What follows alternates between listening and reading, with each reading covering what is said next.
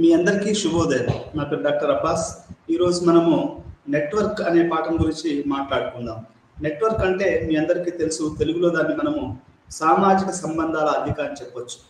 అంటే ఎందుకు మనం మాట్లాడుకోవాలి ఈ నగర జీవన శాస్త్రంలో, అంటే నగర సామాజిక శాస్త్రం అంటే నెట్వర్క్ ఈ యొక్క సంబంధాల అల్లిక అనేది, లేకుంటే సమాచార సంబంధాల అల్లిక అనేది చాలా ప్రధానమైనటువంటి పాత్ర పోషిస్తుందని మనం చెప్పొచ్చు.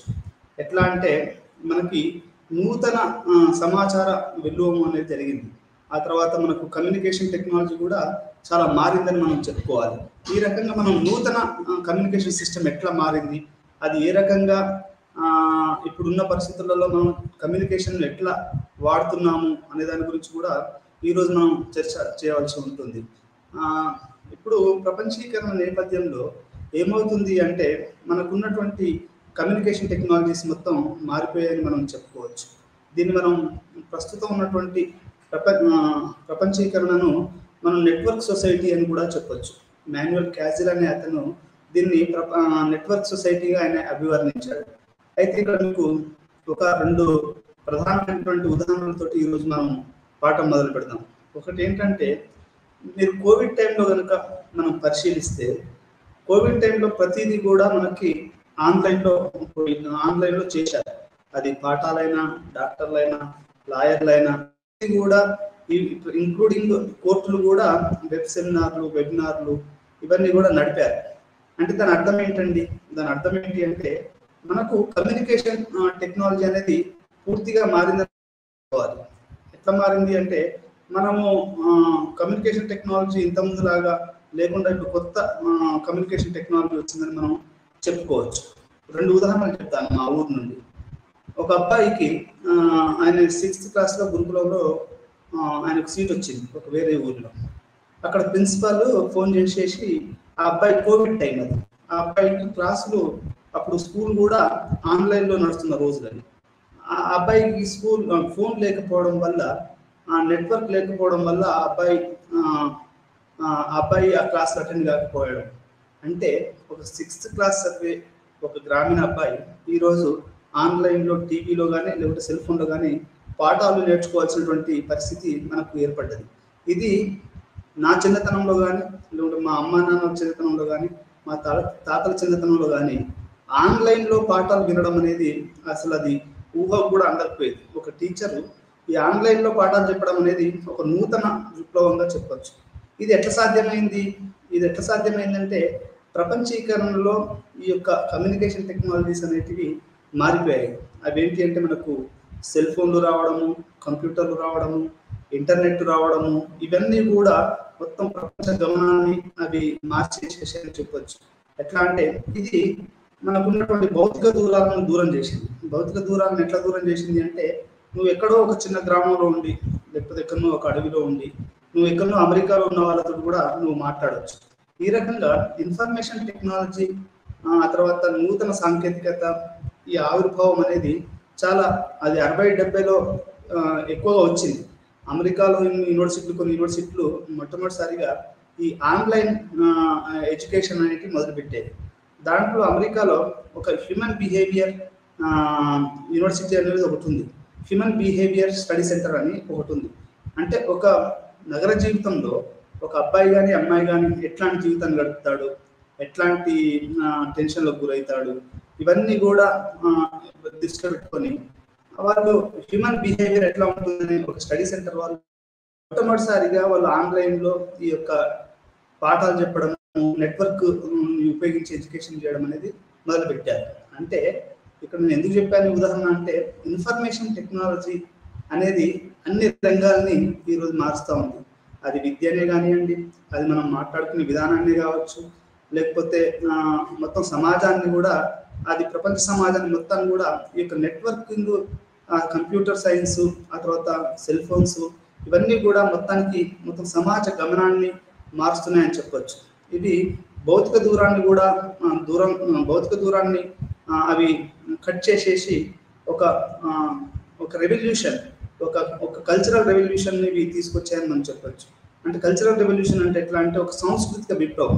వాడు ఎక్కడో ఉంటాడు, మనం ఎక్కడో ఉంటాము, మనం ఫ్రీగా మాట్లాడుకుంటాము. ఆ తర్వాత కమ్యూనికేట్ చేస్తాము. ఇట్లా మనకు ఒక సాంకేతిక పరమైనటువంటి, ఒక భావపరమైనటువంటి, ఒక సాంస్కృతిక పరమైనటువంటి వెల్లువ అనేది మనకు, ఇది సమాచార వెల్లువ, ఇది సాంకేతిక వెల్లువ అనేది ఈరోజు ప్రపంచంలో మొత్తం యొక్క నెట్వర్క్ అనేది భౌతిక దూరాన్ని చాలా అది దూరం చేసిందని మనం చెప్పుకోవచ్చు.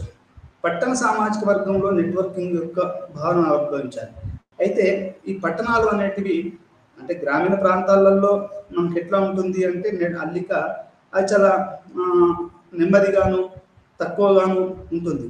కానీ అది సిటీలో మీకు ఇంటర్నెట్ స్పీడ్ కూడా, ఇప్పుడు ఉదాహరణకి మీరు ప్రధానమంత్రి ఆఫీస్ తీసుకున్నారనుకోండి, దాంట్లో మీకు ఇంటర్నెట్ యొక్క స్పీడ్ చాలా ఎక్కువగా ఉంటుంది. ఇప్పుడు 2G మొబైల్ నుంచి 4G మొబైల్కి వచ్చింది.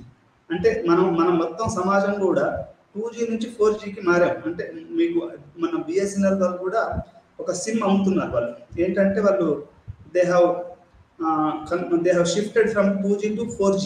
అంటే 4G వల్ల ఏమవుతుందంటే స్పీడ్ పెరుగుతుంది.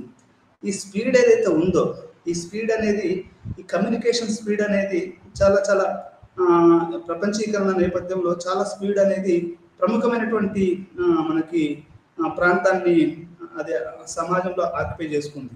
ఇప్పుడు ఉదాహరణ తీసుకుంటే చంద్రబాబు నాయుడు మన తెలుగు రాష్ట్రాలలో కానీ భారతదేశంలో కానీ ఒక స్పీడ్కి, టెక్నాలజీకి ఆయన అంటే వేరే వాళ్ళు రాజీవ్ గాంధీ తర్వాత చంద్రబాబు నాయుడు వీళ్ళందరూ కూడా కొంత కృషి చేసినప్పుడు దాంట్లో మాటికి చెప్పొచ్చు ఏంటంటే స్పీడ్, అంటే కమ్యూనికేషన్ స్పీడ్, టెక్నాలజీ స్పీడ్, ఇవన్నీ కూడా అంటే 21వ శతాబ్దంలో మనం నెట్వర్కింగ్ సొసైటీ ఆ తర్వాత ఇట్లాంటివన్నీ కూడా కమ్యూనికేషన్ టెక్నాలజీస్ మొత్తం మారిపోయాయని మనం చెప్పొచ్చు. ఇప్పుడు ఉదాహరణకి ఇంకొక ఉదాహరణ చెప్పి నేను మళ్ళీ మన పాఠంలోకి వెళ్దాం.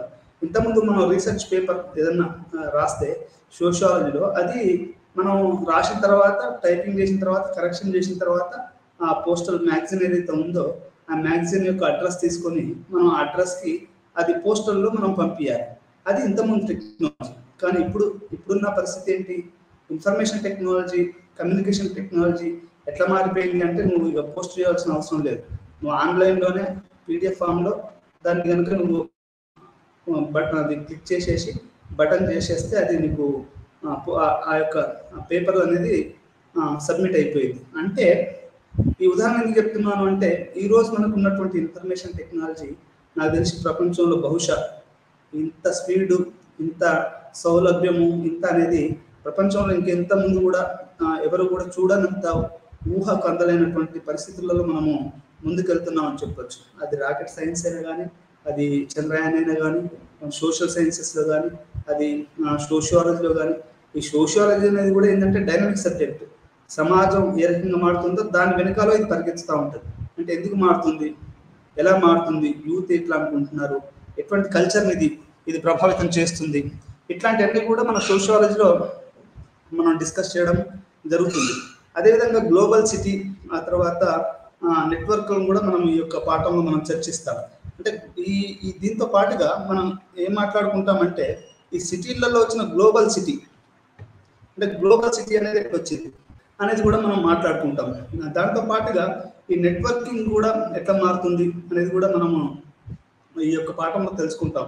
మనం పట్టణ సమాజంలో networking, Facebook, internet, computers, satellites, communication technology ఏ రకంగా మారింది, ఇది ప్రపంచీకరణ నేపథ్యంలో ఎటువంటి రూపాంతరం చెందింది అనేది మనం చాలా ప్రముఖంగా ఇది మనం ఈరోజు మనం మాట్లాడుకుంటున్నటువంటి టాపిక్. నెట్వర్క్ విషయంలో నెట్వర్క్లో చిక్కుకున్న సమాజం యొక్క ఆలోచన లేదా నెట్వర్కింగ్ సొసైటీ అనేది ప్రపంచీకరణ యొక్క దృగ్విషయం, సామాజిక ప్రభావాలతో పాటు సమాజంలో కమ్యూనికేట్ చేయడానికి కొత్త మార్గాలను రూపొందించే ఎలక్ట్రానిక్ ఆధునిక సాంకేతికతతో దగ్గర సంబంధం కలిగి ఉంది. ఎలక్ట్రానిక్ రెవల్యూషన్ అండి, మీ అందరికీ తెలుసు. ఎలక్ట్రాన్, ప్రోటాన్ అంటే ఎలక్ట్రాన్స్ అనేటివి మీకు ఇన్స్టాంట్ కమ్యూనికేషన్ ఇస్తాయి. ఇప్పుడు ఒక వార్త వచ్చింది అనుకోండి, ఇప్పుడు 10th క్లాస్ రిజల్ట్స్ వచ్చాయి అనుకోండి. 10th క్లాస్ రిజల్ట్స్ వస్తే మీరు దాన్ని ఇంటర్నెట్లో పెడితే ఏమంటే మనం గూగుల్లో, వాట్సాప్లలో మన యొక్క రిజల్ట్స్ని చూసుకోవచ్చు. మన నెట్ రిజల్ట్ అయినా కానీ, 10th క్లాస్ రిజల్ట్ అయినా కానీ, ఇంకే రిజల్ట్ అయినా కానీ ఈరోజు రిజల్ట్స్ మొత్తం మనకి ఇంటర్నెట్లలో రావడం జరుగుతుంది. ఈ రకంగా నెట్వర్క్ అనేది చాలా చాలా ముఖ్యంగా మనకి తయారైంది. అంటే నెట్వర్కింగ్ అదే మనకు పేపర్లో అనుకోండి, పేపర్లో ఎట్లా అవుతుంది అంటే అది పేపర్లో ప్రింట్ అయ్యి అది మన ఊరికి వచ్చి అది మనం చూసుకునే వారికి లేట్ అయింది. కానీ ఎలక్ట్రానిక్ కమ్యూనికేషన్ అంటే ఏంటంటే అది చాలా వేగవంతమైంది.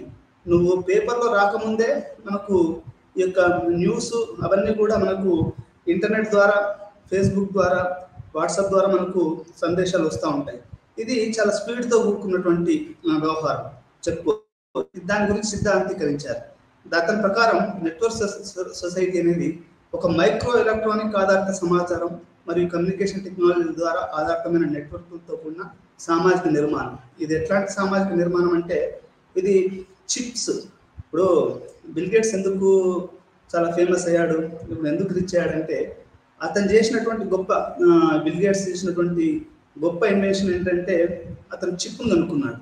ఇప్పుడు మీరు ఎన్నో మిలియన్స్ దాన్ని ఒక చిప్ ద్వారా, ఇప్పుడు డాటా సేవింగ్ అంటే ఇప్పుడు మనం రిజిస్టర్లో రాయాలంటే అది చాలా పుస్తకాలను తీసుకుంటుంది. అది చాలా చాలా మనకు ఎట్లా ఉంటుందంటే చాలా చాలా అది మనకు బాగా శ్రమతో కూడుకున్నటువంటి పని. కానీ అదే మన కంప్యూటర్లో చిప్లో కొన్ని మెగాబైట్లు, గిగాబైట్లు ఇవి ఇంత ఇంత ఇంత సమాచారాన్ని మనం అక్కడ సమాచారాన్ని స్టోర్ చేయొచ్చు. ఈరోజు మనం వాడే బిగ్ డేటా కానివ్వండి, లేకపోతే ఇంకా మన కమ్యూనికేషన్ టెక్నాలజీ కూడా మొత్తం కూడా ఈ చిప్ మీద ఆధారపడ్డది. అంటే మనకు బిల్ గేట్స్ చేసినటువంటి యొక్క ఇన్వెన్షన్, ఇప్పుడు మనకు ఇతను టెస్లా అతను ఎట్లా ఏ రకంగానైతే సన్ సోలార్ ఇట్లాంటివి అనుకున్నాడో, ఈ పొల్యూషన్ లెస్ అనుకున్నాడో, ఈ బిల్ గేట్స్ కూడా ఇప్పుడు మనం మాట్లాడుతున్న కంప్యూటర్ ఇన్ఫర్మేషన్ మొత్తం బిల్ గేట్స్ ఈ చిప్ అంటే అంతకుముందు పెద్దగా ఉండేది అది కంప్యూటర్, అది రోజు రోజుకి చిప్పులుగా తయారై ఇప్పుడు మనం సెల్ ఫోన్ ఓపెన్ చేసాం అనుకోండి, ఆ సెల్ ఫోన్లో మొత్తం చిప్పులు ఆ తర్వాత అవన్నీ ఉంటాయి. అంటే మైక్రో ప్లాట్ఫామ్స్ అన్నట్టు, మైక్రో ఎలక్ట్రానిక్స్ అంటే ఒక చిన్న ఫోన్ ద్వారా నీ పాఠం నువ్వు పంపించవచ్చు, ప్రపంచం మొత్తం చూస్తుంది. అంటే ఒక మైక్రో ఎలక్ట్రానిక్స్ ఆధారిత కమ్యూనికేషన్ టెక్నాలజీని మనం గ్లోబల్ నెట్వర్క్ అని మనం చెప్పుకోవచ్చు. దీన్ని ఇమాన్యుయల్ క్యాజువల్ అనే అతను చాలా ప్రధానంగా చాలా బాగా రాశాడు అని మనం చెప్పుకోవాలి. అర్బన్ నెట్వర్క్లో భావన సామాజిక శాస్త్రం అంటే 20వ శతాబ్దం మొత్తం కూడా ఈ యొక్క సామాన్యుల యుగముగా మనం చెప్పవచ్చు. ఒక సామాన్య మానవుడు అంటే ఇంతకుముందు 18వ శతాబ్దం, 19వ శతాబ్దం, 20వ శతాబ్దం, 20వ శతాబ్దంలో కూడా మనకి ఈ ఫ్యూడల్ వాసనలు, ఆ తర్వాత రాజరిక వాసనలు ఉండేవి. 20వ శతాబ్దం యొక్క ప్రాధాన్యత ఏంటి అంటే the rise of ordinary people, ordinary plebeians the rise అయ్యారని మనం చెప్పుకోవచ్చు. ఇది ఒక సాదాసీదా వ్యక్తులు ఇది డెవలప్ అయ్యారని మనం చెప్పుకోవచ్చు.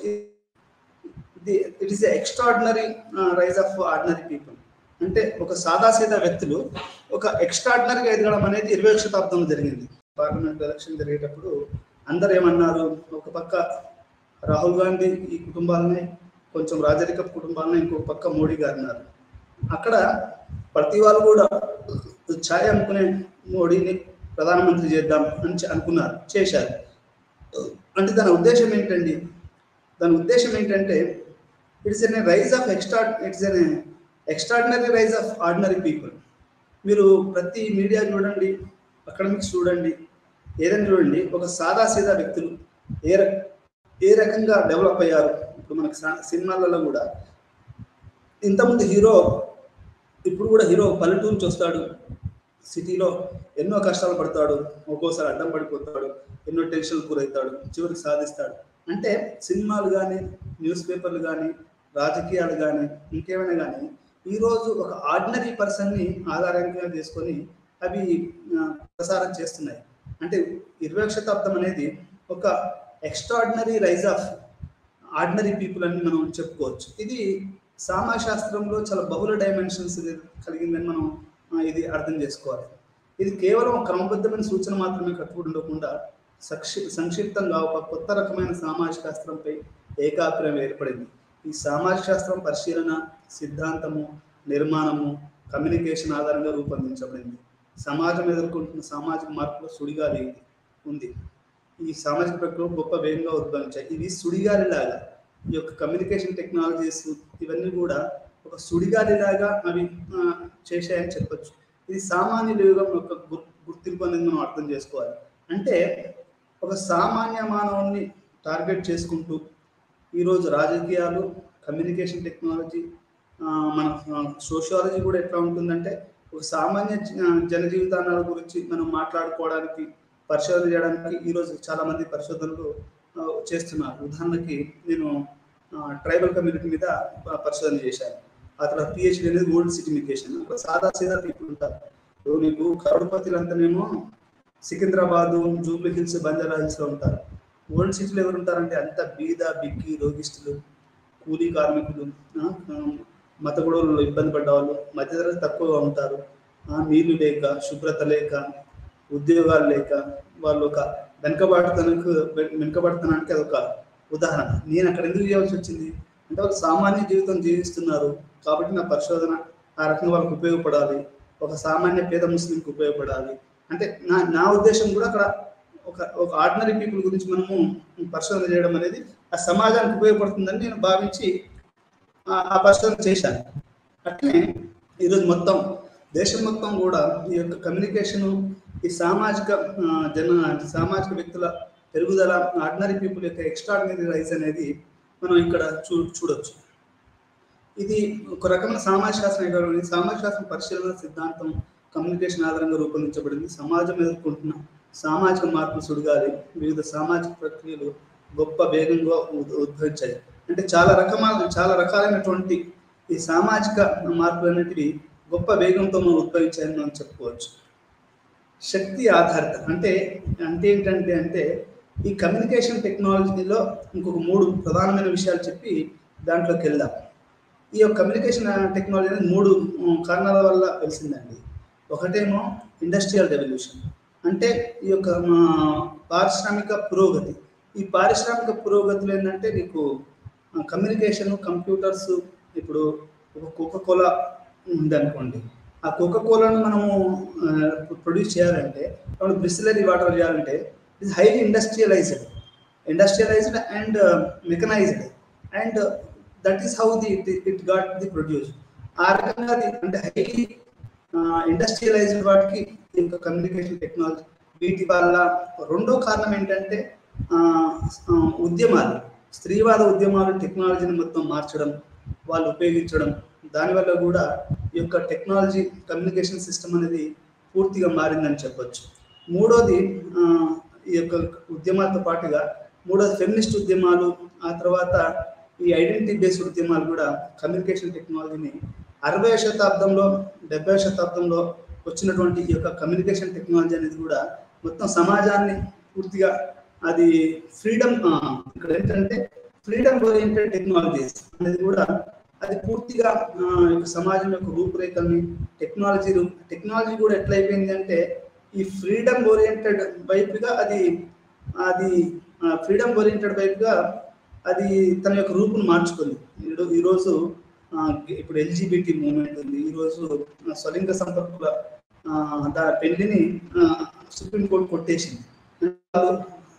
సంపర్కం చేసుకోవచ్చు, కాకపోతే పెళ్లి చేసుకోవడానికి కుదరదు అనేది ఈరోజు సుప్రీంకోర్టు చెప్పింది. అంటే దాని ఉద్దేశం ఏంటంటే వాళ్ళు అంటే వాళ్ళు తన యొక్క ఎంబటే అది టెలిఫోన్లలో న్యూస్లో ఉంది. అంటే ఈ ఫ్రీడమ్ ఓరియంటెడ్ అనేది టెక్నాలజీని బాగా మార్చింది. ఎస్పెషల్లీ మీరు కనుక యూరోప్ను, యుఎస్ని కనుక చూస్తే స్వతంత్ర వాళ్ళకి ఏమాత్రం వ్యక్తిగత స్వేచ్ఛ, స్వతంత్రము ఇది చాలా ఎక్కువ. మన భారతదేశంలో ఇప్పుడే అది అంటుకుంటున్నది అని మనం చెప్పుకోవచ్చు. అంటే ఈ ఫ్రీడమ్ ఓరియంటెడ్ టెక్నాలజీస్ కూడా మారిపోయాయి. అంటే ఇవి కూడా ప్రధానమైనటువంటి కారణంగా మనం చెప్పుకోవచ్చు కమ్యూనికేషన్ టెక్నాలజీలు మారడానికి. ఈ 3 ప్రధాన కారణాలు: ఒకటి industrial revolution, 2 feminist revolution, 3 freedom oriented revolution. ఈ 3 రెవల్యూషన్స్ కూడా మనకున్న కమ్యూనికేషన్ టెక్నాలజీని పూర్తిగా మార్చేసాయని మనం చెప్పుకోవచ్చు. ఈ కమ్యూనికేషన్లో 2 రకాలైనటువంటి కమ్యూనికేషన్ ఉందండి. అంటే ఇంతకుముందు ఒక లెటర్ రాసాం అనుకోండి, దానికి తిరుగు లెటర్ వస్తేనే అది వచ్చినట్టు. ఇప్పుడు కమ్యూనికేషన్ అనేది ఎక్స్క్లూజన్కు దారితీస్తుంది. అంటే మనం ఒక గ్రూపులో ఒక వ్యక్తిని కలిపామనుకోండి, అది వాళ్ళ సాధికారత దారితీస్తుంది. అలా కాకుండా మనం ఇప్పుడు డిజిటల్ టెక్నాలజీ చాలా మందికి గూగుల్ పే, ఆ తర్వాత ఫోన్పే చేయడం రాదు. ఇప్పుడు మా ప్రొఫెసర్ గారే ఉన్నారు, ఆయనకు గూగుల్ పే అవి చేయడం రాదు. ఆయన ఆయన ఆయన అట్లా చేసినప్పుడు మనకేంటంటే ఆయనకు అంటే ఈజ్ డిసెంపవర్డ్. మనం ఆయనను ఎంపవర్ చేయాలంటే ఏం చేయాలి అంటే ఆయన ఆయనను ఆ గూగుల్ పే ఫోన్పే ఎట్లా చేయాలని మనం యూజ్ చేయడం మనకు చెప్పగలగాలి. అప్పుడు ఏమవుతుంది అంటే ఆయన దాని నుంచి చేసే అవకాశం ఉంది. ఈ రకంగా మనకి ఇది శక్తి ఆధారితంగా ఆ తర్వాత డిజెంపవర్డ్ కూడా పనిచేస్తుంది. అంటే ఒకవేళ అది రాదనుకోండి, అది డిజెంపవర్ అయినట్టే కదా. రైల్వే బుకింగ్ కానీ ట్రైన్ బుకింగ్ కానీ అన్నీ కూడా మీకు ఇంటర్నెట్ ద్వారా అవుతున్నాయి. If you learn e learning you're empowered.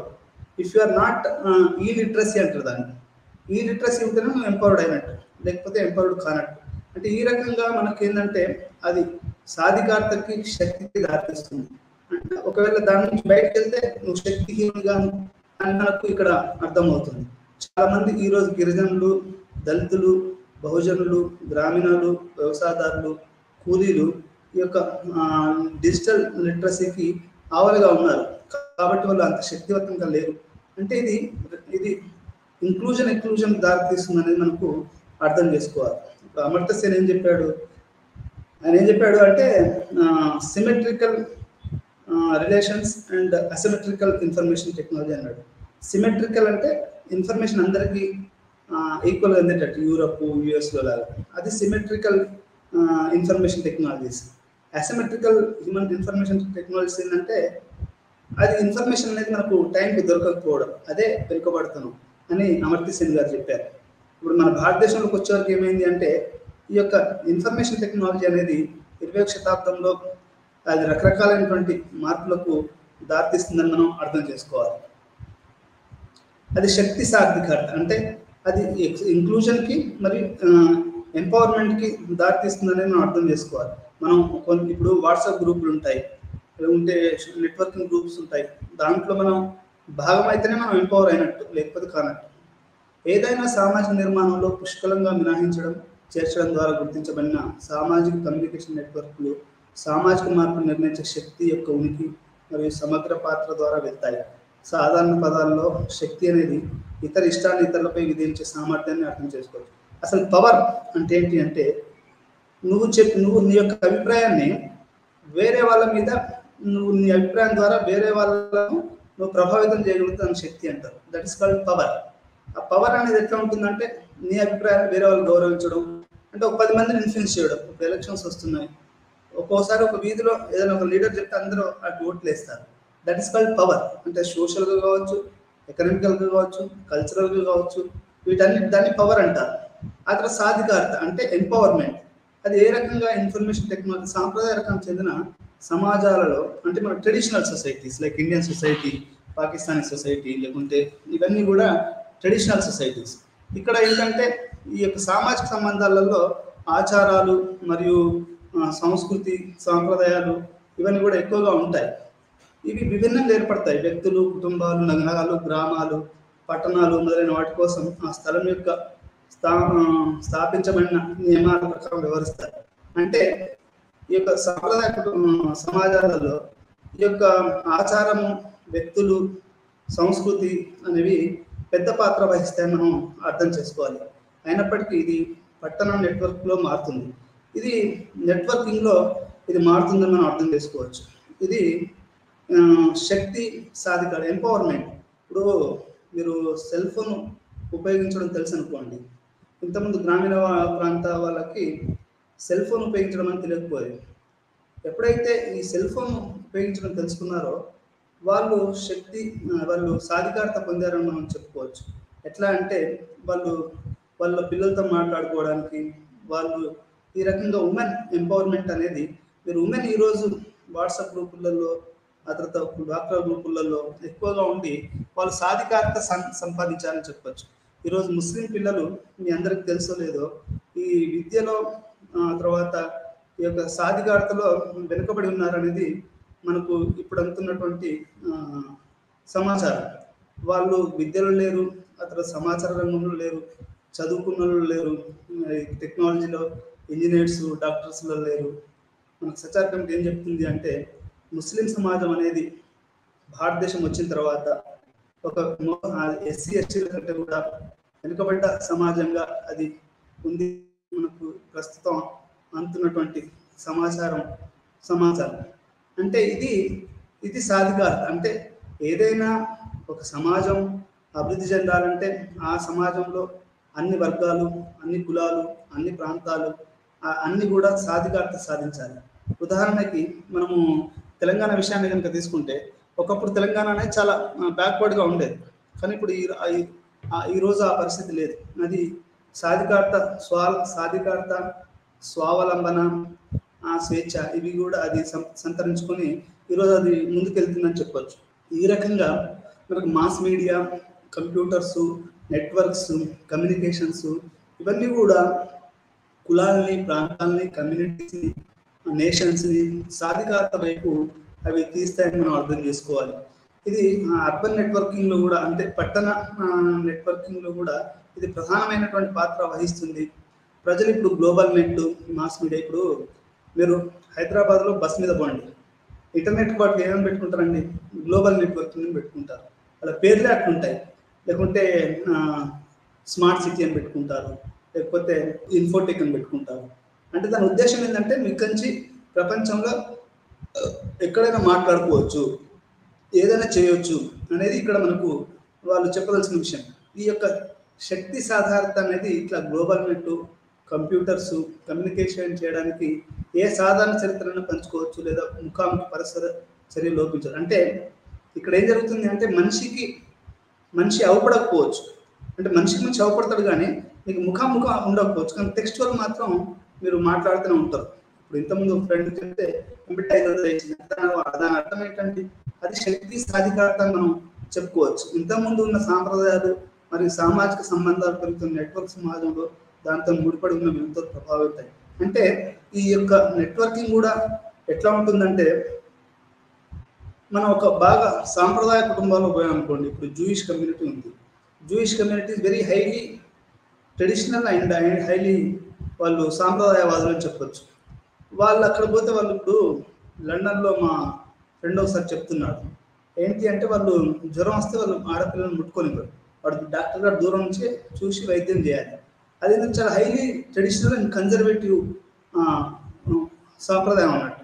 అది ఎట్లా అంటే ఇవన్నీ కూడా ఆచారాలు, సాంప్రదాయాలు, కట్టుబాట్లు ఇవన్నీ కూడా ఏం చేస్తాయంటే కమ్యూనికేషన్ టెక్నాలజీస్ని ఇవన్నీ కూడా అవి ప్రభావితం చేస్తాయి. నువ్వు ఎట్లా పడితే అట్లా కమ్యూనికేషన్ టెక్నాలజీస్ని లేకుంటే వీటన్నిటిని చేయడానికి కష్టమైంది. ఇప్పుడు నువ్వు పోయి ఒక చాలా పురాతనమైనటువంటి సాంప్రదాయబద్ధమైనటువంటి ఒక ఏరియాలకు పోయి నువ్వు ఫోటో తీసినా కానీ వాళ్ళు కొడతారు. మీరు అంగ్రేజ్ సినిమా చూసే ఉంటారు. దాంట్లో వాడు విశ్రాంతి కూడా ఎట్లా పడితే ఫోటో తీసుకుంటే వాళ్ళు అక్కడ కొట్టడానికి వస్తారు. వాళ్ళు ఫోటోగ్రఫీ ఈజ్ ఆల్సో మీకు band in many temples, in many areas. ఎందుకు అంటే సాంప్రదాయాలు, విలువలు ఇవన్నీ అవి అనేది ఏం చేస్తాయంటే సమాజంలో ఈ యొక్క టెక్నాలజీ యొక్క రూపురేఖల్ని, దాని యొక్క ప్రభావాన్ని ప్రభావితం చేస్తాయని చెప్పడానికి ఈ ఉదాహరణ చెప్తాయి. అది శక్తి, సాధికారిత, ఆ తర్వాత సాంప్రదాయాలు ఇవన్నీ కూడా ఈ యొక్క టెక్నాలజీస్ని వీటన్నిటిని కూడా అవి ప్రభావితం చేస్తాయని మనకు చెప్తున్నాం. ఇక్కడ ఇంకోటి మీరు అర్థం చేసుకోవాల్సింది ఏంటంటే, టెక్నాలజీ అనేది భౌతిక దూరాన్ని తగ్గిస్తుంది. నీకు ఫేస్ ఉండకపోవచ్చు, కానీ నువ్వు చెప్పాల్సిన ఇన్ఫర్మేషన్, నువ్వు చెప్పాల్సిన అన్ని పాయింట్లు కూడా వాళ్ళకి చేరుతూ ఉంటాయి. ఇది మనం ఇక్కడ అర్థం చేసుకోవాల్సినటువంటి విషయం. సమాచార సాంకేతిక అర్థం ఏ సమాజంలోనైనా నాగరికతమైన సోషల్ నెట్వర్కింగ్ ఎల్లప్పుడూ ఉంటాయి చెప్తారు. అయితే ఇన్ఫర్మేషన్ టెక్నాలజీ యొక్క విస్తారమైన వినియోగం ఉనికి సొసైటీ నుండి వేరు చేస్తుంది. ఐసీటీలు విస్తారమైన ప్రాంతాల్లో మార్గాలు, తద్వారా సామాజిక సంబంధాలు సృష్టించబడతాయి. ఈ సామాజిక సంబంధాలు కూడా ఈ యొక్క నెట్వర్కింగ్ ద్వారా ఏర్పడతాయని మనం చెప్పుకోవచ్చు. ఇప్పుడు మనకి నెట్వర్కింగ్ ఎట్లా ఉందంటే, పల్లెటూర్లలో కొన్ని నెట్వర్క్లు రావు. బిఎస్ఎన్ఎల్ నెట్వర్క్ ఉందనుకోండి, అది పల్లెటూర్లలో చాలా చాలా వీక్. అంటే మనకి నెట్వర్కింగ్ అనేది చాలాగా ఒక్కొక్క చోట్ల ఆచారాలు, సాంప్రదాయాలు, ప్రాంతాలు, గ్రామీణ ప్రాంతాలలో ఒక రకమైన నెట్వర్కింగ్, మామూలు ప్రాంతాలలో ఇంకొక రకమైన నెట్వర్క్లు, ఈ రకమైన రకరకాల నెట్వర్క్లు ఉంటాయని మనం ఇక్కడ అర్థం చేసుకోవాలి. నెట్వర్క్ సొసైటీ అంటే ఈ మొత్తాన్ని కూడా ఇమాన్యుయల్ క్యాసిల్ అనేవాడు ఇది నెట్వర్క్ సొసైటీగానే చెప్పాడు. ఏకకాలంలో సంభవించే అనేక మార్పులతో ఈ కొత్త అభివృద్ధి చెందుతున్న సమాజంలో కొత్త ఆర్థిక వ్యవస్థ నిర్వహించబడుతుందని గ్రహించాడు. ఈ కొత్త ఆర్థిక వ్యవస్థ అంటే ఇప్పుడు మనకి ఇంతకుముందు కమ్యూనిజము, సోషలిజము, ఆ తర్వాత మిక్స్డ్ ఎకానమీ, ఆ తర్వాత పెట్టుబడిదారీ విధానం ఉంది కదా. ఇప్పుడు మనకు కొత్త ఆర్థిక వ్యవస్థ వచ్చింది. ఎట్లా అంటే మనకి ఇంతకుముందు బార్టర్ సిస్టమ్ ఉండేదండి, ఆర్థికపరమైనటువంటి వ్యవహారాలు. ఇప్పుడు మా ఇంట్లోకి ఎవరన్నా కొట్టులోకి వచ్చినప్పుడు వాళ్ళు జొన్నలు సాగు తెచ్చేవాళ్ళు, బియ్యం కూడా అమ్ముకునే వాళ్ళు ఉన్నారు. అది పోయి డబ్బు వచ్చింది. అది పోయి ఇప్పుడు ఏమొచ్చింది, ఇంటర్నెట్ ద్వారా గూగుల్ పే, ఫోన్పే చేయడం జరుగుతుంది. అంటే మన ఆర్థిక వ్యవస్థ మొత్తం కూడా డిజిటల్ ఎకానమీ అంటున్నారు. ఇప్పుడు రూపాయి కూడా పోయింది, క్యాష్ ఎకానమీ పోయి ఇప్పుడు డిజిటల్ ఎకానమీ వైపు ప్రపంచం పరిగెత్తుతుంది అని చెప్పవచ్చు. వాటి డిజిటల్ ఎకానమీ అంటే ఏంటి, అది ప్రతి వాళ్ళు కూడా ఈరోజు డిజిటల్ ఎకానమీ గురించి మాట్లాడుతున్నారు. ఈరోజు క్యాష్ ఎకానమీ పోయి డిజిటల్ ఎకానమీ అనేది వచ్చింది. ఈ రకంగా అంటే సొసైటీ యొక్క నెట్వర్కింగ్ ఈ యొక్క డిజిటల్ ఎకానమీగా మారుతుంది అనేది మనం ఇక్కడ అర్థం చేసుకోవాలి. సామాజిక శాస్త్రం యొక్క పునరుద్ధరణ కొత్త కోణాల సంబంధం మరియు ఉపయోగకరంగా ఉంచడానికి అవసరం. ఒక కొత్త సాంకేతిక నమూనా నిర్వహించబడుతుంది. ఇక్కడ మనం కొత్త సమాజం వస్తుంది, అది డిజిటల్ నెట్వర్కింగ్. ఈ డిజిటల్ నెట్వర్కింగ్ను మనం సోషియాలజిస్టులను చదవలసినటువంటి అవసరం ఉంది. ఈ యొక్క ఎకానమీ ఎట్లా మారుతుంది. ఇప్పుడు గ్రామీణ ప్రాంతంలో మీరందరూ చూసే ఉంటారు, ఈ డిజిటల్ ఎకానమీ రాకముందు ఎట్లా ఉండేదంటే బ్యాంకులు క్యాష్ ట్రాన్స్ఫర్స్ అని, ఆ తర్వాత డీడీలని రకరకాలుగా చేసేవారు. కానీ ఇప్పుడు మీకు క్యాష్ ట్రాన్స్ఫర్ ఎట్లా జరుగుతుంది, విత్ ఇన్ సెకండ్స్లో గూగుల్ పే, ఫోన్పే ద్వారా మీకు క్యాష్ ట్రాన్స్ఫర్ జరుగుతుంది. ఇది మనకు కమ్యూనికేషన్ సిస్టంలో వచ్చినటువంటి మార్పు అని చెప్పచ్చు. ఇది జెన్యూ ఇంజనీరింగ్ సమాచార సాంకేతికత ఉద్భవించింది. ఇది జెనెటికల్ ఇంజనీరింగ్ అంటే బయాలజీ కూడా మనకి దీనికి బాగా వచ్చేసిందని చెప్పచ్చు. ఈ ప్రక్రియ సమాజాన్ని ప్రభావితం చేసే కొన్ని బాహ్య కారకాలు కాదు, సమాజం యొక్క ఈ భౌతిక ప్రవర్తన ముఖ్యమైనది. మొత్తం సామాజిక నిర్మాణాలు, ప్రక్రియలు దీనిపై ఆధారం ఉన్నాయి. అందువల్ల ఎలక్ట్రానిక్ ఆధారిత సమాచార నెట్వర్క్ సామాజిక పరస్పర చర్య ప్రభావితం అవుతుంది. ఈ రకంగా నెట్వర్కింగ్ అనేది మనకు కొత్తగా డిజిటల్ నెట్వర్కింగ్ 20వ శతాబ్దంలో ఈ రకంగా వచ్చిందని మనం చెప్పుకోవచ్చు. మొత్తం ఇప్పుడు ఎకానమీ మొత్తం క్యాష్ ఎకానమీ పోయింది, క్యాపిటలిస్ట్ ఎకానమీ వచ్చింది. దాంట్లో డిజిటల్ ఎకానమీ అనేది ఈరోజు మనకి డామినెంట్గా ఉంది. ప్రపంచీకరణ మరియు నెట్వర్క్ అంటే ఈ ప్రపంచీకరణ ఎట్లా నెట్వర్క్ దారితీస్తుంది అనేది కూడా మనం ఇప్పుడు చూడాలి. ఎట్లా అంటే ఒకప్పుడు ఈ ప్రపంచీకరణ అంటే ఏంటంటే అది LBG liberalization, globalization and privatization. L అంటే లిబరలైజేషన్. ఒక రంగ సంస్థ ఉందనుకోండి, ఆ ప్రభుత్వ రంగ సంస్థలో పెట్టుబడులని ప్రైవేట్ రంగంలోకి ఇవ్వడాన్ని మనం లిబరలైజేషన్ అంటాం. ఆ తర్వాత గ్లోబలైజేషన్ అంటే దాన్ని ప్రపంచ మార్కెట్కి ఓపెన్ చేయడం, దాన్ని గ్లోబలైజేషన్ అంటారు. And private LBG liberalization, privatization and globalization. అంటే మీకు ఒక బెస్ట్ ఎగ్జాంపుల్ చెప్తాను. అదేంటంటే మీకు ఇప్పుడు విశాఖ ఉక్కు కర్మాగారం ఉంది. విశాఖ ఉక్కు కర్మాగారాన్ని ప్రైవేట్ చేయాలని జగన్ ప్రభుత్వం చూస్తుంది. అది కార్మికులేమో ప్రైవేట్ చేయకూడదు, చాలామంది రాజకీయ నాయకులు దాన్ని ప్రైవేట్ చేయకూడదు నడుస్తుంది. అంటే ఏంటండి, ఇప్పటివరకు స్టీల్ పరిశ్రమ అనేది ప్రభుత్వ రంగంలో ఉంది. ఇప్పుడు మారుతున్న పరిస్థితులలో దాన్ని వాళ్ళు ప్రైవేట్ పరం చేయాలనుకుంటున్నారు. దీన్ని మనం గ్లోబలైజేషన్లో పార్ట్ అనుకోవచ్చు. అంటే ఈ గ్లోబలైజేషన్ ప్రపంచీకరణ అనేది మొత్తం సమాజాన్ని, సమాచార సాంకేతికతను, ఆ తర్వాత మనం ఆలోచించే విధానాన్ని మొత్తానికి ఇది మార్పు చేసిందని చెప్పొచ్చు. యాక్చువల్గా మీకు ఈ ప్రపంచీకరణ వచ్చిన తర్వాత the flip side of globalization చెప్తే, నా చిన్నతనంలో ఎప్పుడు కూడా ఒక రైతు ఆత్మహత్య కానీ, ఒక స్టూడెంట్ ఆత్మహత్య కానీ, నేను ప్రవళిక అనే ఒక అమ్మాయి చనిపోయింది, గ్రూప్స్ ప్రిపేర్ అవుతుంది, నేను ఎప్పుడు వినలేదు. ఒక విద్యార్థులు ఆత్మహత్య చేసుకోవడం, లేకుంటే ఒక రైతులు ఆత్మహత్య చేసుకోవడం, గృహిణులు ఆత్మహత్య చేసుకోవడం అనేది చాలా తక్కువగా ఎప్పుడో వినబడేవాళ్ళు. The flip side of the globalization is అంటే the other side of the globalization is, ఇప్పుడు దాంట్లో మీకు ఇన్ఫర్మేషన్ టెక్నాలజీ వచ్చింది, లేకపోతే మీరు కమ్యూనికేట్ చేయగలుగుతున్నారు, లేకపోతే పేపర్లు కొంతమంది ఏమంటారంటే పేపర్ చీప్గా వచ్చింది, కంప్యూటర్స్ ఇప్పుడు ఇంతకుముందు ఖర్చు అయ్యేది ఇప్పుడు తక్కువ అవుతుంది మన కమ్యూనికేషన్ అని ఇట్లా రకరకాల దాన్ని చీపర్ అది చేస్తుందని చెప్తారు. మీకు రకరకాల ప్రయోజనాలు చెప్తారు. డంకెల్ డ్రాఫ్ట్స్, ఆ తర్వాత గ్యాట్స్ ఒప్పందాలు, ఆ తర్వాత ఈ యొక్క ప్రకృతి వినాశనం, ఇవన్నీ కూడా చాలా తక్కువ మంది చెప్తారు. ఇప్పుడు మీరు సెల్ ఫోన్ వాడడం వల్ల రేడియేషన్ ఎట్లా వచ్చిందంటే అసలు మనం అందరం కూడా క్యాన్సర్లకు గురై చచ్చిపోతాం అన్నంత రేడియేషన్ ప్రపంచంలో ఉద్భవిస్తుంది. ఉదాహరణకి మా ఫ్రెండ్ వాళ్ళ ఇంటికి పోయాను నేను ఒకరోజు. ఆయన ఎంప్లాయ్. వాళ్ళ ఇంటికి పోతే వాళ్ళ ఇంటి పైన ఎయిర్టెల్ టవర్ ఉంది. ఆ ఎయిర్టెల్ టవర్ వల్ల అక్కడ మొత్తం ఆ ఇంటి చుట్టూ ఉన్న జామ చెట్ల పైన అది తెల్లటి పొడిలాగా అది వెదజల్లింది. అది దాని యొక్క రేడియేషన్. అప్పుడు నాకు అనిపించింది మనం అంతా ఇది మనం ఎక్కువ కాలం బతికే అవకాశం లేదు, ఇది చాలా డేంజరస్గా మూవ్ అవుతుంది ఈ యొక్క ప్రపంచీకరణ. ఎయిర్టెల్ నెట్వర్క్లు, ఆ తర్వాత అది వాళ్ళు చేసేటువంటి ఆ రేడియేషను, ఇప్పుడు అనుకర్మాగారాల వల్ల వచ్చే రేడియేషను, ఆ తర్వాత సెల్ ఫోన్ల వల్ల వచ్చే రేడియేషన్, ఇట్లా రకరకాల రేడియేషన్లు ఈరోజు మనిషిని పిప్పి పీల్ చేస్తుందని చెప్పచ్చు.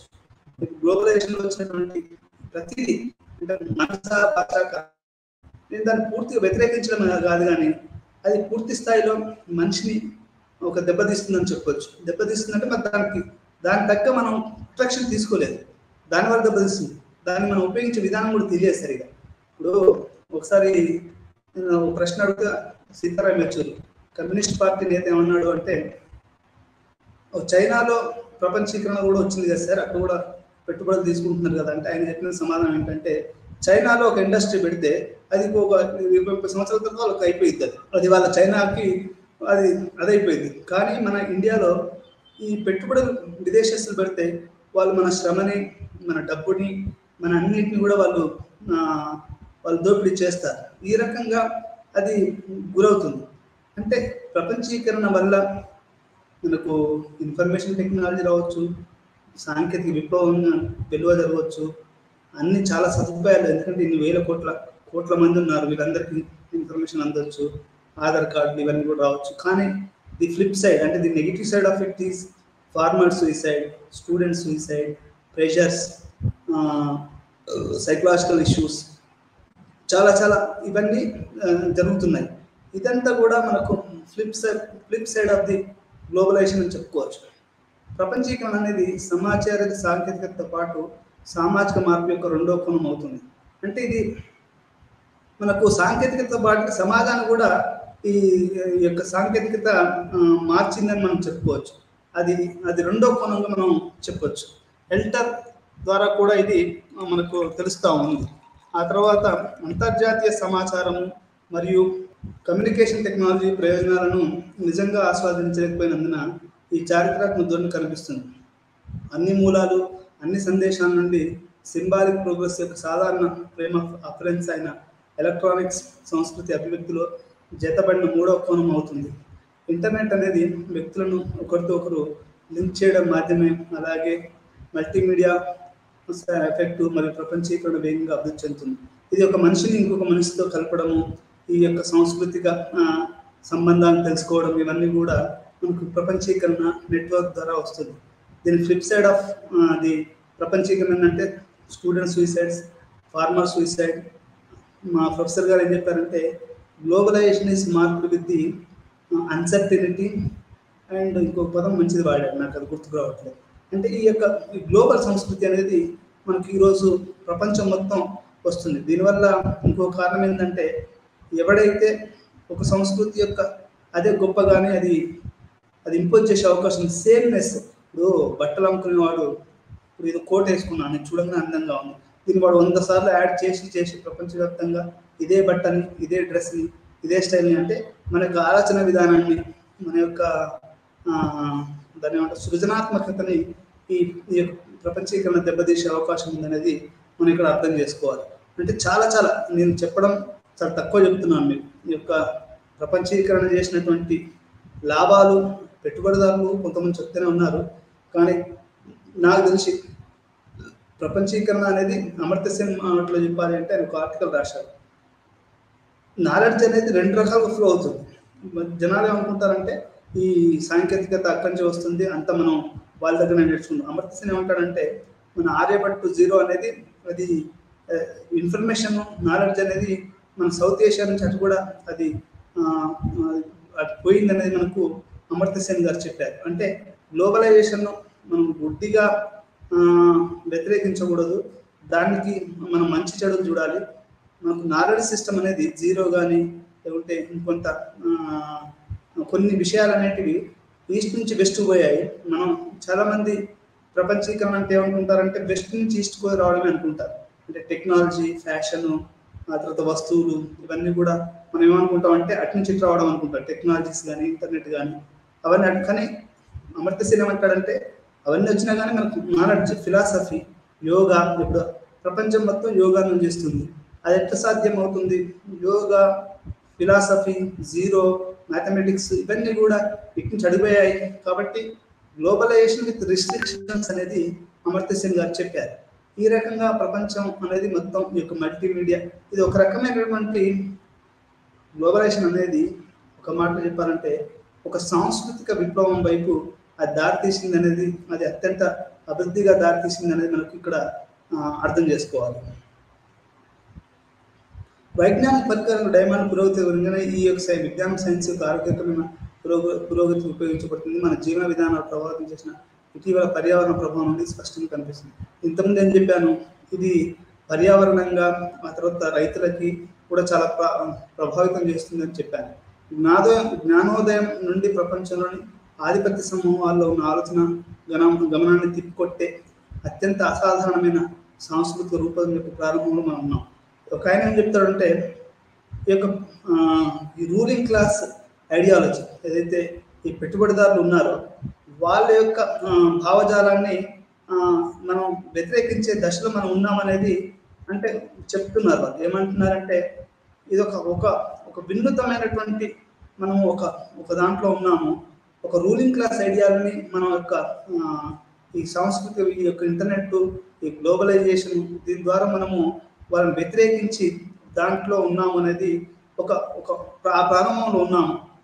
ఒక పెట్టుబడిదారి వర్గం, ఒక రూలింగ్ క్లాస్ అంటే ఒక పాలక వర్గం యొక్క ఆలోచన భిన్నంగా సామాన్యుడు మారిన ఆలోచనను ఇంటర్నెట్ ద్వారా మనం షేర్ చేసుకోవచ్చు. అంటే ఇది ఒక కొత్త విప్లవం అని మనకు చెప్పొచ్చు. ఇది వైజ్ఞానికంగా ఆ రకంగా మనకు ఇట్లా ఇది ఈ రకంగా ఈ యొక్క ప్రపంచీకరణ అనేది ఉంది అనేది మనకు అర్థమవుతుంది.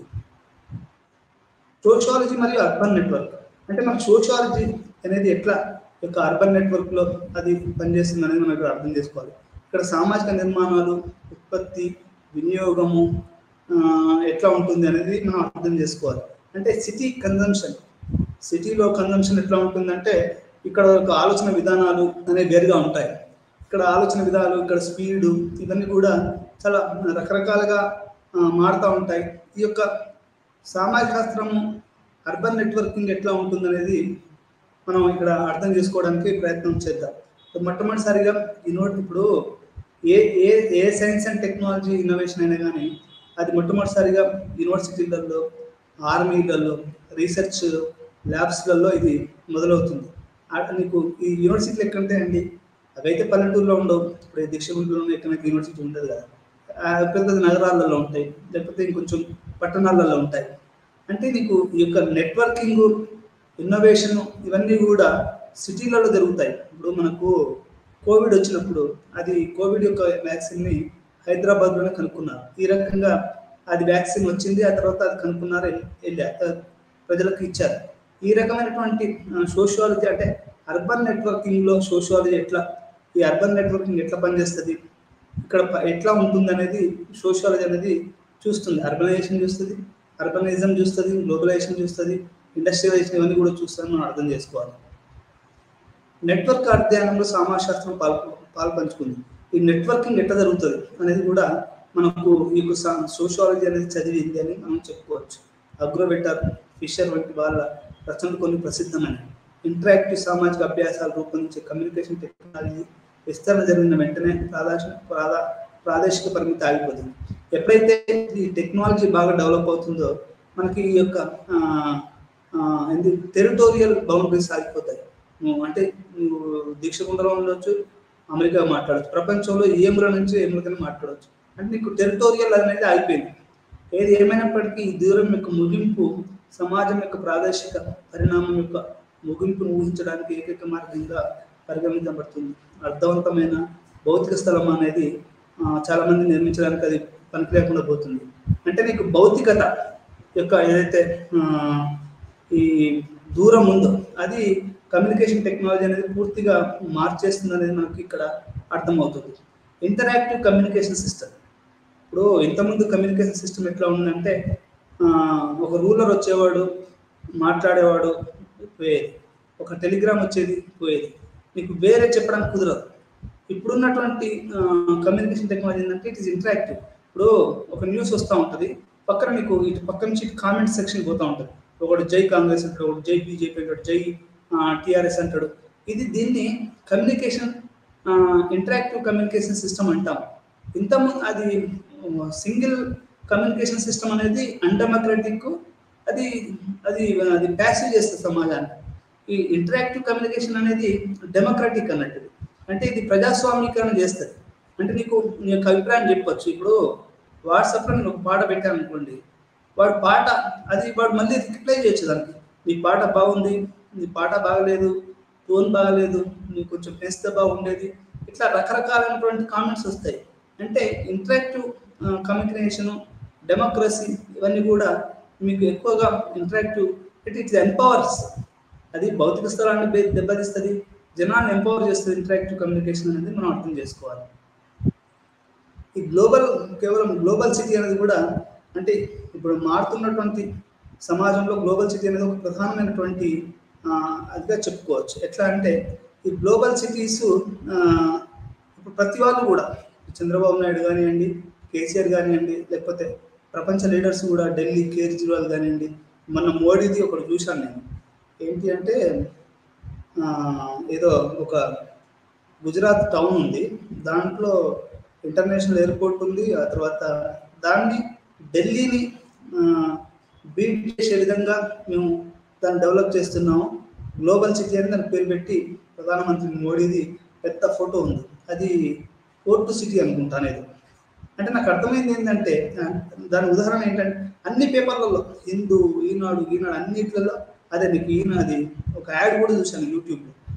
ప్రధానమంత్రి గారు ఉంటారు, ఆ సిటీకి ఆయన గురించి చెప్తున్నాడు అన్నట్టు. ఇక్కడ మనకు ఇది ఒక గ్లోబల్ సిటీ, ఈ గ్లోబల్ సిటీలో మనకు అన్నీ ఉంటాయి అని. దాని అర్థం ఏంటండి? అసలు గ్లోబల్ సిటీ అంటే ఏంటండి? గ్లోబల్ సిటీ అనేది దాన్ని ఎట్లా అర్థం చేసుకోవాలి మనం? గ్లోబల్ సిటీ అంటే having financial institutions which will work for the international అన్నట్టు.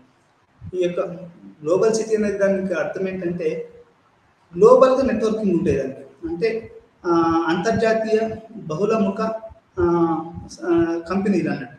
ఇవి ఏం చేస్తాయంటే, ఉదాహరణకి మీకు ఈ నగరం అనుకోండి, మ్యాన్హట్టన్ ఉందనుకోండి. మ్యాన్హట్టన్ ఈజ్ ఎ గ్లోబల్ సిటీ. ఎందుకు మ్యాన్హట్టన్ ఈజ్ ఎ గ్లోబల్ సిటీ అంటే, అక్కడ ఉన్నటువంటి సమాచార సంస్థలు కూడా, వాళ్ళ ఫైనాన్షియల్ సమాచార సంస్థలు మొత్తం కూడా అవి నెట్వర్కింగ్ మొత్తం ప్రపంచవ్యాప్తంగా ఉంటాయి. న్యూయార్క్, వాషింగ్టన్, టోక్యో, జర్మనీ, బాన్, ఆ తర్వాత ఈ లండన్, ఇవన్నీ కూడా అవి విశ్వ నగరాలని చెప్పుకోవచ్చు. ఎందుకు విశ్వ నగరాలకు ప్రాధాన్యత అంటే, అక్కడ ఉన్నటువంటి సంస్థలు ఫైనాన్షియల్ కమ్యూనికేషన్ టెక్నాలజీస్ని వాళ్ళు చేస్తూ ఉంటారు. ఈ దూరం ప్రాదేశిక పరిమాణం తగ్గి మీకు నేషన్ స్టేట్ కూడా భావన తగ్గుతుందని అర్థం చేసుకోవాలి. మీకు ఏమవుతుంది అంటే, ఇది మీకు నేషన్ స్టేట్ అనే భావన తగ్గిపోతుంది. మీకు ఏంటంటే భౌతిక దూరం తగ్గిపోతుంది. మీకు ఎక్కడి నుంచి కమ్యూనికేట్ చేయవచ్చు అనేది జరుగుతుంది. నేను పిహెచ్డి చేసేటప్పుడు కూడా మా ఊరికి ఒక టెలిఫోన్ కాల్ చేయాలంటే లైన్లో నిలబడి, ఆ తర్వాత మనం ఫోన్ చేయవలసినటువంటి ఆవశ్యకత ఉండేది. కానీ ఇప్పుడు నువ్వు ఆ ఆవశ్యకత లేదు. ఇండివిజువల్ ఫోన్స్ వచ్చాయి, ఇండివిజువల్ ల్యాప్టాప్స్ వచ్చాయి. 24 గంటలు సినిమాలు చూడొచ్చు, 24 గంటలు పాటలు వినొచ్చు, 24 గంటలు రకరకాలైన పనులు చేయొచ్చు. అంటే మనకు నెట్వర్కింగ్ సిస్టంలో ఒక రెవల్యూషన్ వచ్చింది. ఆ తర్వాత ఒక విప్లవం వచ్చింది, అంటే పాల విప్లవము, కమ్యూనికేషన్ టెక్నాలజీస్ రెవల్యూషన్ అంటారు. ఇది ఇది ఇది దూరాన్ని తగ్గించింది అని మనం అర్థం చేసుకోవచ్చు. అర్థవంతమైన భౌతిక స్థలం చాలామంది అనుభవాన్ని నిర్మించడానికి ప్రధాన వనరు. ఇంటరాక్టివ్ కమ్యూనికేషన్ దూరమైన కావడంతో భౌతిక స్థలాన్ని పూర్తిగా తొలగించలేదు. అంటే ఇంటరాక్టివ్ కమ్యూనికేషన్ అనేది కూడా ఒక గొప్ప ఆవిర్భావం అనేది మనం చెప్పుకోవచ్చు. ఈ గ్లోబల్ సిటీ అనేది మ్యాన్హట్టన్, ఇండియాలో అయితే హైదరాబాద్, బెంగళూరు, చెన్నై లాంటివి కూడా ఇవి గ్లోబల్ సిటీస్ అని చెప్పుకోవచ్చు. ఎందుకు గ్లోబల్ సిటీలని మీకు ఉదాహరణ చెప్తాను. మీరు బీపీఓస్ అని వినే ఉంటారు. బీపీఓస్ అంటే బిజినెస్ ప్రాసెసింగ్ అవుట్సోర్సింగ్ అని. ఇవి ఏం చేస్తాయంటే ఇప్పుడు అమెరికాలో ఉన్నటువంటి మెడికల్ బిల్స్లు అవన్నీ కూడా ఇండియాకి ట్రాన్స్ఫర్ చేస్తే ఇక్కడ ఉన్నటువంటి వాళ్ళు చేస్తారు. అంటే ఇది ప్రపంచవ్యాప్తంగా ఎక్కడి నుంచి మీకు ఆర్డర్ రావచ్చు. మీకు గ్లోబల్ ట్రాన్స్పోర్ట్ ఉంటుంది. ఇప్పుడు శంషాబాద్ ఎయిర్పోర్ట్ ఉంది, అది శంషాబాద్ గ్లోబల్ సిటీ. మీకు అమెరికాకు ప్లేన్లు ఉంటాయి, జపాన్కు ఉంటాయి, ప్రపంచవ్యాప్తంగా అన్ని సిటీలను అది శంషాబాద్ ఎయిర్పోర్ట్ కనెక్ట్ చేస్తుంది. మరి అప్పుడు దాన్ని మనం ప్రపంచ తప్పే ఉంది. అట్లే ప్రపంచ నగరాలు అంటే ఫైనాన్షియల్గా, కల్చరల్గా అవి ప్రపంచంలోని అన్ని దేశాలు కనెక్ట్ అయి ఉంటాయి. సాంస్కృతికంగా కావచ్చు, ఇంకా సినిమా పరంగా కావచ్చు. ఇట్లా దీన్ని మనం ఈ రకంగా మనం గ్లోబల్ సిటీ అంటాం. ఇప్పుడు హైదరాబాద్ను కూడా గ్లోబల్ సిటీ చేయాలని మన ముఖ్యమంత్రులు, ప్రధానమంత్రులు ప్రయాణం చేస్తున్నారు. అంటే అర్థం ఏంటండి, గ్లోబల్ సిటీలు అంటే జనరల్గా న్యూయార్క్ కానీ ఇంకొన్ని సిటీలు ఏంటంటే అవి ఎప్పుడు నిద్రపోవండి. అవి ఏంటంటే ఎప్పటికీ వర్క్ అవుతూనే ఉంటాయి, అవి ఎప్పటికీ రన్ అవుతూ ఉంటాయి. దాన్ని మనం గ్లోబల్ సిటీ అనొచ్చు. Global cities never sleeps. దాంట్లో మనకి అది ఆర్థిక పరమైన ఇన్స్టిట్యూషన్స్ కానివ్వండి, ఇంకే పరమైన ఇన్స్టిట్యూషన్స్ కానీ అవి ఎక్కువగా అవి నిద్రపోవు అన్నట్టు. అంటే 24 గంటలు పనిచేస్తాయి, మీకు రాత్రి పగలంటూ ఏమి ఉండదు. దీన్ని మనం గ్లోబల్ సిటీ అని చెప్పుకోవచ్చు. హైదరాబాదు, చెన్నై, బెంగళూరు అనేది మీకు బెంగళూరులో నైట్ లైఫ్ చాలా వైబ్రెంట్గా ఉంటుందని మన పుస్తకాల్లో రాశారు. అదేవిధంగా హైదరాబాద్లో కూడా నైట్ లైఫ్ ఒక రకంగా వైబ్రెంట్గానే ఉంటుంది. ఎందుకంటే మిడ్ నైట్ వరకు మీరు అల్ఫా హోటల్ దగ్గర ఛాయ్ తాగొచ్చు, రైల్వే స్టేషన్ దగ్గర, అక్కడ ఇక్కడ చాలా చోట్లలో సిటీ అనేది అంత తొందరగా పడుకోదు. అది మనకు దాన్ని అంటే 24 hours సర్వీసులు ఉంటాయి. మీకు క్యాబ్ అయినా కానీ, లేకపోతే ఫుడ్ అయినా కానీ, ఇంకేదైనా ఆర్డర్ చేయాలన్నా కానీ మిడ్ నైట్ కూడా సర్వ్ చేసే వాళ్ళు ఉంటారు. అంటే దీని అర్థం ఏంటంటే ఈ గ్లోబల్ సిటీస్ అనేటివి 24 hours into 7, అంటే 24 గంటలు వారానికి మొత్తం పనిచేస్తూనే ఉంటాయి అనేది దీన్ని మనం అర్థం చేస్తాం. అంటే ఇప్పుడు ఒక విదేశస్తుడు రావాలి, విదేశస్తులు మనలాగా ట్రెడిషనల్స్ కాదు కదా. వాళ్ళు ఎప్పుడు మూడు వస్తే వాడు ఒక రచయిత అనుకోండి, హైదరాబాద్లో ఒక హోటల్ తీసుకొని ఉన్నాడు. అంతేందుకు మీకు ఒక ఉదాహరణ చెప్తాను. మన హైదరాబాద్ ఎందుకు గ్లోబల్ సిటీ ఇంకా కాలేదంటే, ఒక జూయిష్ ఫిలో వచ్చాడు మన హైదరాబాద్. మనకు అంత సిటీ అనేది ఇంకా అంత ఓపెన్ కాలేదని చెప్పొచ్చు. అంటే ఈ టెర్రరిస్టుల నేపథ్యంలోనూ, రకరకాల నేపథ్యంలోనూ మనకి foreign nationals rooms, hotels book చేయడం అంటే, ఈ యోగా హోటల్స్ బుక్ చేయాలంటే చాలా కష్టంగా తయారైంది. అంటే మనం అంతగా గ్లోబల్ సిటీగా ఇంకా మనం అభివృద్ధి చెందలేదు అనేది కూడా నాకు అర్థమవుతుంది. అంటే మిడ్ నైట్ వాడికి ఏం కావాలంటే మనం అందించలేదు. ఒక రూమ్ను మనం ప్రొవైడ్ చేయలేకపోయాము ఒక జూయిష్ ఫెలోకి. అంటే అది ఎంత వెనుకబాటుతనం ఉన్నట్టు. అంటే ఈ యొక్క ప్రపంచ యొక్క అవసరాలని, ఆర్థిక అవసరాలని, సాంస్కృతిక అవసరాలని, సామాజిక అవసరాలని తీర్చే విధంగా ఒక నగరాన్ని కనుక మనం అభివృద్ధి చేస్తే దాన్ని మనం గ్లోబల్ సిటీ అని మనం చెప్పుకోవచ్చు. ఈ రకంగా ప్రతి సిటీ కూడా గ్లోబల్ సిటీగా అవతరణ చెందడానికి ప్రయత్నం చేస్తుందని మనం ఇక్కడ అర్థం చేసుకోవాలి. మరొకటి, గ్లోబల్ కమ్యూనికేషన్ నిర్వహణ అనేది ఈ యొక్క నెట్వర్కింగ్. ఇప్పుడు అది టాటా కన్సల్టెన్సీ సర్వీస్ ఉంది, అదొక గ్లోబల్ నెట్వర్కింగ్. అజిమ్ ప్రేమ్జీ ఉన్నాడు, అదొక గ్లోబల్ నెట్వర్కింగ్. సత్యం నాదెండ్ల మన నెట్వర్క్ ఉంటే అదొక గ్లోబల్ నెట్వర్కింగ్. అంటే మొత్తం వాళ్ళు ఇండియా పనే కాదు, మొత్తం ప్రపంచం పని వాళ్ళు చేస్తారు. క్లుప్తంగా చెప్పాలంటే గ్లోబల్ సిటీస్ నాన్ టెరిటోరియల్ ప్రాంతాలు నెట్వర్క్. నాన్ టెరిటోరియల్ ఒక భూభాగము ఒక అది అనేది ఏమి ఉండదు. అవి ప్రపంచంలో ఎక్కడి నుంచి ఎక్కడికో వాళ్ళు మాట్లాడుతూ ఉంటారు అనేది మనం ఇక్కడ అర్థం చేసుకోవాలి. అందువలన స్థానిక మరియు ప్రపంచం మధ్య సంబంధం ఈ పద్ధతిలో నిర్మించబడింది. ఈ గ్లోబల్ సిటీస్ అనేటివి ఈ రకంగా మీకు హైదరాబాద్లో కానివ్వండి, తెలంగాణలో కానివ్వండి, కర్ణాటక కానివ్వండి, కేరళ కానివ్వండి, ఇండియా కానివ్వండి, ఢిల్లీలో ఒక ఫైనల్గా ఒక ఉదాహరణ చెప్పి ముగిస్తాను. మీరు గురుగాం కనుక చూస్తే అంటే హైలీ టెక్నాలజికల్ ఓరియంటెడ్ సిటీ అది. ఆ గురుగాం కొత్త నిర్మించారు. అదేంటంటే ఇట్స్ గ్లోబల్ సిటీ. అది స్థానికతకును అటు ప్రపంచానికి కనెక్ట్ చేసి నిరంతరం నెట్వర్క్, నిరంతరం ఫైనాన్స్, కొత్త నిర్మాణాలను అది చేయడం అనేది. గురుగాం అనేది నాకు తెలిసి ఇది సిలికాన్ వ్యాలీ ఆఫ్ ఇండియా అని చెప్పొచ్చు. అంటే అమెరికా కనుక ఎట్లా సిలికాన్ వ్యాలీ ఉందో భారతదేశానికి కూడా గురుగాం అనేది ఒక సిలికాన్ వ్యాలీ. అంటే అక్కడి నుంచి నీకు ప్రపంచవ్యాప్తంగా కూడా కమ్యూనికేషన్ సిస్టమ్స్, ఒకప్పుడు జావా నేర్చుకోవాలని పిల్లలు విపరీతంగా కష్టపడేవాళ్ళు. జావా నేర్చుకుంటే నువ్వు అంతర్జాతీయ కంపెనీల్లో పనిచేయవచ్చని. ఆ తర్వాత ఇప్పుడు అందరూ అంటే నేర్చుకోవాలనుకుంటున్న నెట్వర్క్ కానీ సాఫ్ట్వేర్ ఏంటంటే పైథాన్ నేర్చుకుంటే మీరు ఎక్కడైనా కానీ వర్క్ గ్లోబల్ దాంట్లో చేయొచ్చు అనేది మనకు ఇప్పుడు ఉన్నటువంటి అంటే ఈ గ్లోబల్ సిటీస్లలో నెట్వర్కింగ్ కానీ వర్క్ కానీ ఇది కల్చరల్గా మొత్తం ఇది భౌతిక దూరాన్ని దూరం చేసేసి స్థానికతను కనెక్ట్ అయి ఉన్నది అనేది మనం ఇక్కడ అర్థం చేసుకుంటూ ఈ రకంగా మనం ఈ నెట్వర్కింగ్ అనేది ఈరోజు ప్రపంచ గమనాన్ని అది మారుస్తుంది అనేది మనం ఇక్కడ అర్థం చేసుకోవాలి. చివరిగా ముగించే ముందు నెట్వర్క్ చాలా కాలం నుంచి ఉన్నాయి, ఈ రోజులని కాదు. ఒకప్పుడు పౌరాలు అసలు అశోకుడు కూడా నెట్వర్కింగ్ చేసేటప్పుడు రాయల మీద రాశాడు. ఇది ఒక్కరోజు కాదు, ఎప్పటి నుంచో ఉంది. కాకపోతే ఏంటంటే ఇప్పుడు దాని రూపం, ప్రతి విషయం కూడా సమాజంలో ఉంటుందండి. దాని యొక్క రూపము, దాన్ని మార్చుకుంటుంది, దాని యొక్క గమనం మార్చుకుంటుంది. అదొకటే తప్ప ఎప్పుడు ఆ రోజుల్లో కమ్యూనికేషన్ ఉంది, ఈ రోజుల్లో ఉంది అని దాని యొక్క పద్ధతి మారిందని మనం చెప్పుకోవచ్చు. ఇది మనం ఈరోజు పెద్ద పెద్ద నెట్వర్క్ శక్తులు ఈరోజు మనకు ఉన్నాయి. ఒకప్పుడు వేగము ఇంటర్నెట్, ఫేస్బుక్ మొత్తం ఇక ఆధిపత్య శక్తుల్ని చేసేందుకు కూడా ఈ ఇంటర్నెట్, ఈ వాట్సాప్, ఈ ఫోటోలు ఇవన్నీ కూడా పనికొచ్చాయి.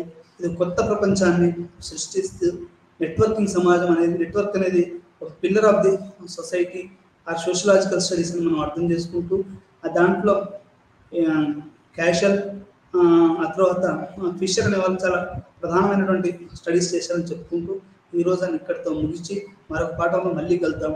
అప్పటి వరకు సెలవు. నమస్కారం. ఉంటాను.